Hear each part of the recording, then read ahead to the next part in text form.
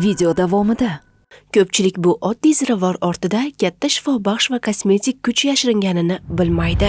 Ichki a'zolar og'rig'ini yengillashtirish uchun dafna yaprog'idan qaynatma tayyorlanadi. Lavr yaprog'i nafaqat ichki davo vositasi, balki kosmetologiyada ham juda foydali tabiiy ne'mat hisoblanadi. Soch parvarishida ham dafna yaprog'i katta foyda beradi. Tirnoqlar uchun lavr bargi juda foydalidir. Ko'z salomatligi uchun ham dafna bargining foydasi katta. Kimlar uchun tavsiya etilmaydi? kanalimizga obuna bo'ling. Dafna yaprog'i oshxonadagi sog'lik va go'zallik manbai. Hamma biladigan xushbo'y dafna yaprog'i, ya'ni lavr bargi, deyarli har bir xonadon oshxonasida topiladi. Uni asosan taomlarga yoqimli hid va ta'm berish uchun ishlatamiz. Ammo ko'pchilik bu oddiy ziravor ortida katta shifobaxsh va kosmetik kuch yashiringanini bilmaydi. Lavr yaprog'i qadimdan xalq tabobatida keng qo'llanib kelinadi va uning ko'plab foydali xususiyatlarini zamonaviy tibbiyot ham inkor etmaydi. Uning tarkibida efir moylari, organik kislotalar, vitaminlar va mikroelementlar mavjud bo'lib, ular organizmga kuchli yallig'lanishga qarshi, mikroblarni yo'q qiluvchi va mustahkamlovchi ta'sir ko'rsatadi.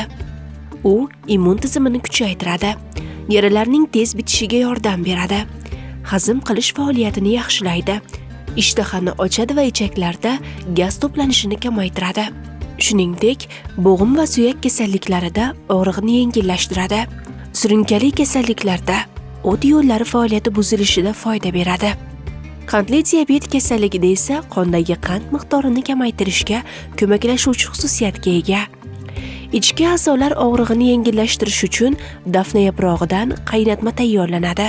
Buning uchun 100 mg suvga 2-3 dona lavr bargi solinib, past olovda 5-10 daqiqa qaynatiladi. Tayyor bo'lgan ichimlik kun davomida 2 stakan miqdorida oz-ozdan ichiladi. Bo'g'im kasalliklarida ham uning barglari ayniqsa samarali hisoblanadi. 5 gram maydalangan quruq dafna bargi 300 mg issiq suvga solinib, bir necha daqiqa qaynatiladi. So'ng idishga quyilib, 6 soat tindiriladi. Bu damlama 12 soat davomida bir choy qoshiqdan ichiladi. Davolash 3 kun olib boriladi. Keyin bir hafta tanaffus qilinadi va yana 3 kun takrorlanadi. Ushbu muolajani 3 oyda bir martadan ko'p qo'llash mumkin emas. To'liq kurs esa faqat 1 yildan so'ng takrorlanadi. Muolaja davomida alkogol va go'shtli ovqatlar iste'mol qilish umuman tavsiya etilmaydi. Qondagi qand miqdorini kamaytirish uchun 5 dona quruq dafna bargi ustiga qaynagan suv quyilib, termosda 12 soat tindiriladi. Tayyor damlama kuniga 3 mahal, ovqatlanishdan 30 daqiqa oldin ichiladi.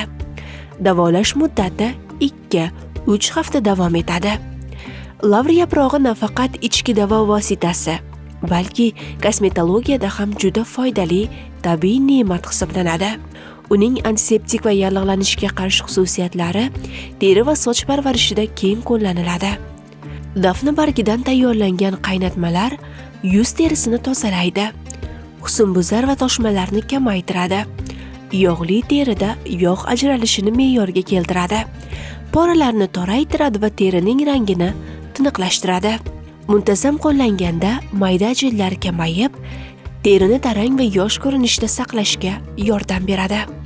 Yuzni tozalash uchun 5-6 dona dafna bargi 300 mg suvda 30 daqiqa qaynatiladi va sovitiladi. Ushbu qaynatma bilan yuzni ertalab va kechqurun artish mumkin.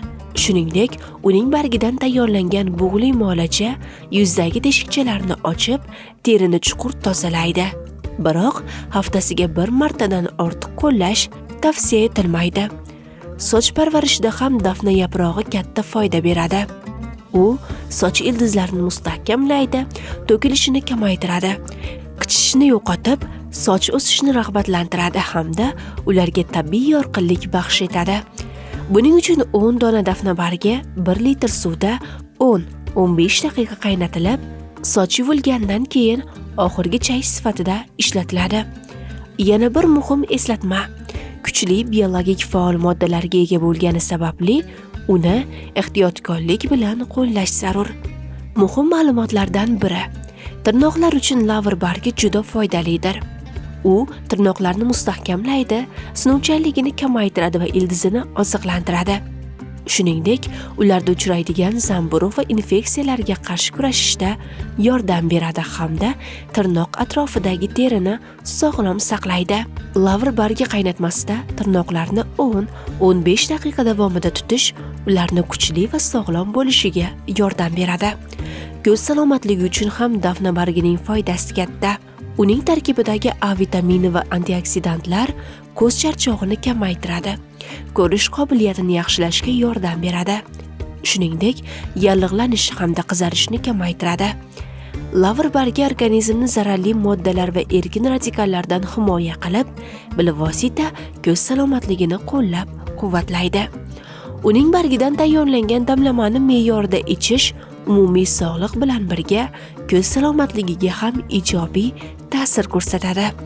Shuni unutmaslik kerakki, lavr bargini me'yoridan ortiq ishlatish tavsiya etilmaydi.